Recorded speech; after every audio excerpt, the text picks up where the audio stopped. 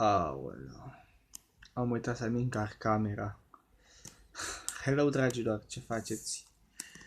N-am mai putut posta, cred că din iulie, când am vorbit despre camera mea și cum arată. De atunci cred că nu m-ați mai văzut la față. Dar m-am reîntors cu noi lucruri de făcut, cu noi curiozități care le am pentru acest vlog și ca de fiecare dată să-mi răspundeți, bineînțeles, în secțiunea comentarii despre ce ați mai vrea să mai postez. M-am decis ca anul ăsta să mă țin, măcar 2 clipuri să pun, bineînțeles cu idei de la voi, dar da, o să dau gluga jos, nu că ar fi o problemă, nu e problema că mă zic pe mine în pijamale și cu oițele în picioare, că tot veni vorba de oițe,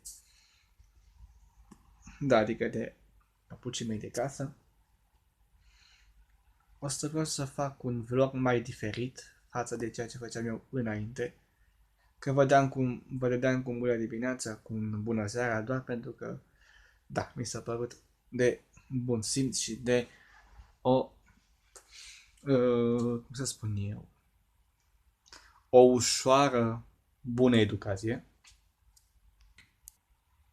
Făceam recuzita și am pus listați pe 1, 2, 3, 4, 5 soluri de hârtie igienică plus și o vază. Așa, ca să fie de imbold, am făcut aici un trepie de mamă. Spargem rupe, facem de toate. Bine, limita bunului simț și cred că o să închid. Am fost să-mi bag camera la încărcat. Deci, practic, stăm cu tot cu un încărcător. Aici, acolo am pus. Aici, bineînțeles, eu mă uit în cameră în același timp cât vorbesc cu voi, pentru că mi se pare normal, ci sunt de o sexoșenie de frumusețe. O mânecă o am și o mânecă n-am. Adică, da. Nu sunt pe porno și pe alte lucruri, doar că n-am mai postat. Pentru că am început școala. Hei, da, sunt deja o mare vaccinat, sunt între a 13-a, despre ce vorbim aici, ca să fie sexoșenia totală. Așa, sunt între a 13-a, chiar mă bucur pentru că un vlog nou trebuia să apară pe 14 și pe 15 octombrie. Dar cum mai e mult până atunci, trebuia să-mi fac și eu așa apariția pe micul ecran, pe YouTube românesc. Să produc și eu niște content, să mai schimbăm câteva cuvinte, pentru că video ăsta va fi așa o șezătoare, șezătorile bineînțeles eu le făceam duminica, doar că acum am venit la muncă, m-am pus pe treabă, am deschis aici camera, toate cele. Îmi cer scuze pentru ce se află acolo. Și m-am întors cu ceva de la Ikea, ceva ce nu cred că v-am arătat până acum. Vedeți tabloul ăla mirific din spatele meu? Vedeți? Stați așa un pic. Să măresc un pic, să dau pe zoom. Opa! Da! Da, tabloul ăsta a fost cumpărat de mine cu banii pe care am strâns de la voluntariat și cu ceea ce făceam eu în comunitatea mea cu 2-3 ani.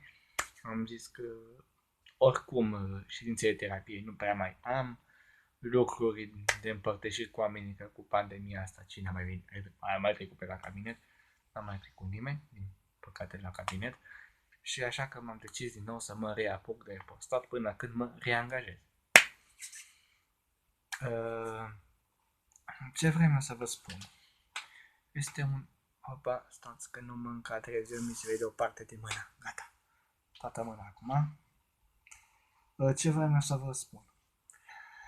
Eu o să plec câteva săptămâni, poate chiar luni, într-un mic team building cu colegii.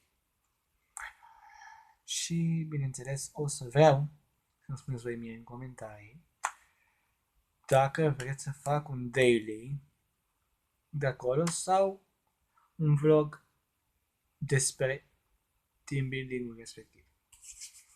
Vlogul ăsta, când vă veți uita voi, eu deja fi fost în team building și cu colegii, dar poate dacă nu mă vedeți acum, mă vedeți miercuri când o să-l postez. Poate până atunci m-am întors din team building, nici știu acum când o să pice vlogul ăsta, că o să-l postez miercuri sau o să-l postez acum.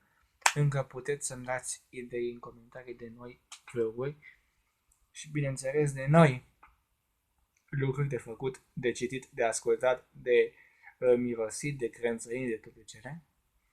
O să fac un vlog de favorite, care va avea ca bază literatura. Am și un playlist de pe Spotify pe care să vi arăt. Am și câteva parfumuri pe acolo puse la păstrare pentru un vlog nou cu favoritele mele de toamnă. Știu că am făcut asta așa cu 2 ani, în 2019, dar fiți păpace că s-a întors Stoicuțu, bărbatul vostru brunet. Deci, fetelor, fetițelor și drăguțelor, dacă avem și băieți, să trăiți, așa, da, trebuie să trece niște dinți temi, pentru că, da, am fost la dentist, trebuia să-mi repar dinții din martie anul trecut. Încă mai merg la domnul Bănescu, că toți mi-ați recomandat să merg la el. Ia cât am mers, am luat cu tot cu familia după mine, că i-am dus pe toți la dentist atunci. Și când m-ați recomandat voi, treaba deja se agravaseră, făcuserăm o infecție aici pe partea asta a nervului, eram destul de rău și până să-mi dau seama că mi-ați scris pe Insta despre acest doctor, n-am mai trecut. Și cum spuneam, n-am mai trecut mult timp și rana de aici se infectaseră, trebuia să mi se scoată măseaua și mai multe. Vă spun în vlogul ce va veni pe 14. Pe 15 vom avea daily vlogul ăla de la Sighișoara. În același timp voi încerca să mă țin pe firul normal, în ducerea meu stil clasic, adică luna daily vlog, marțea șezătoare și duminica favorite. Și da, treaba era destul de complexă, pentru că dacă nu mergeam la dentist mai repede, se va fi ajuns la nerv. Infecția ar fi ajuns la nerv și nu cred că era de bun simț să mă prezint în fața voastră. Hei, a venit Stoica Știrbu. M-am dus, mi-am de făcut câteva carii, dar în rest totul va fi de la sine. Recomand, pentru că și voi mi-ați recomandat și eu vi recomand. Este un doctor minunat. Și că tot vine vorba de dentist și așa mai departe și că voi mi l-ați recomandat pe domnul doctor Brănescu. Am un giveaway pregătit pentru luna noiembrie-decembrie. Un gift card pe care trebuia să-l fac eu de acum un an, dar acum în decembrie eram foarte ocupat. Țin minte că pentru încheierea vlogului de acum un an, din 2020, ultimul vlog pe canal, cântam, vă povesteam, în același timp mai cântam iar un colind. Era tot nebuneală, țin minte că aveam o vestă sau o bluză verde și cu brăduțul, cum spuneam eu, brăduțul drăguțul. Vă spuneam despre etnia mea cătălineană, mulți ați înțeles, mulți, hei, trăiesc în epoca online-ului dinainte, adică am avut oarece, cum să spun eu, înaintare în vârstă în mediul online, pentru că am mai cochetat cu mediul online făcând blog. Adică, pentru mine, partea asta cu social media nu este o parte străină. Pentru că bărbatul vostru brunet aici de față, nu mi-a făcut linie de haine, stați liniștite și liniștiți, pentru că face parte dintr-un dintr-un proces de creație care trebuia să-l am de mult. Așa mă dau mai așa. Hopa, ce lumină bună bate. Așa. Da, cum vă spuneam, un gift card voi pregăti pentru voi și da, cu acel vlog. Am primit și comentarii de hate, că na, trăiesc în epoca hate-ului. Dar și câteva comentarii fi tare stoica, totul va fi bine. Dar după ce am realizat că v-ați uitat câțiva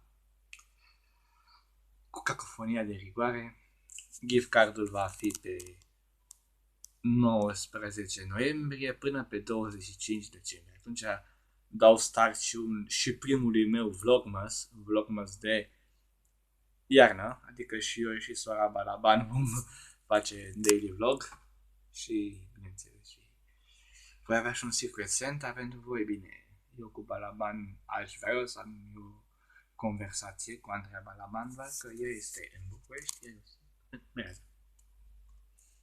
așa. Vă urez bineînțeles, un bună seară minunată și liniștită. Iar eu, asta a fost un vlog de reîntoarcere. Să nu crezi că vă părăsesc. Marțea viitoare ne vedem cu favoritele. Adică ce v-am spus, parfumele, cărți, am și o carte nouă. Cred că v-am arătat oarece și atunci în iulie. Țin minte că v-am spus despre o carte aia dată iubi. Dar mai mult o să vedeți marțea care vine. Așa că, pupicios multos, vă strâng în brațe tare, tare, tare și v-am la corazonul meu aici. Mulți pupici din sufrageria mea plină de haine, recuzite și așa mai departe. O să vă arăt pentru ce folosesc aceste haine de doamnă, de damă. Am și o pălărie pe care trebuia cu ea să defilez pe aici. Dar haideți că o găsesc și o pun și îmi spuneți voi mie părerea. Se pare că n-am găsit pălăria, dar mi-am schimbat outfit-ul. În această culoare superbă, specifică toamnei. Nu e a mea, maică mi, dar am zis să închei vlogul cu ea, că mi se pare atât de frumix. Această jacă senzuală, cred că ați mai văzut la mine pe canal, dar cu 3 ani, dar nu avea butoni, nu avea capse, nu avea acest guler, aveam cu altul geac atunci. Pentru că da, pe atunci nu aveam muncă și pe atunci nu aveam copii și pe atunci mai multe. Ce să spun eu decât că mă bucur că m-am reîntors. Sincer mă bucur și sper că ați găsit vlogul ăsta cât de cât utilitar. Dar va veni și vlogul și ora obișnuită, asta nu ora obișnuită sub nicio formă. Dar am vrut să fim din nou noi cu noi, adică voi cu mine și eu cu voi.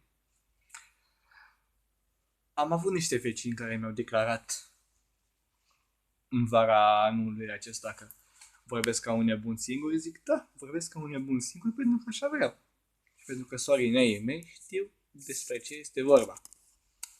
Așa că v-am pupat, v-am țucat și mă pun pe editat pentru că un vlog nou se va posta. Până atunci, dați acolo un subscribe, un share și ne reauzim marți.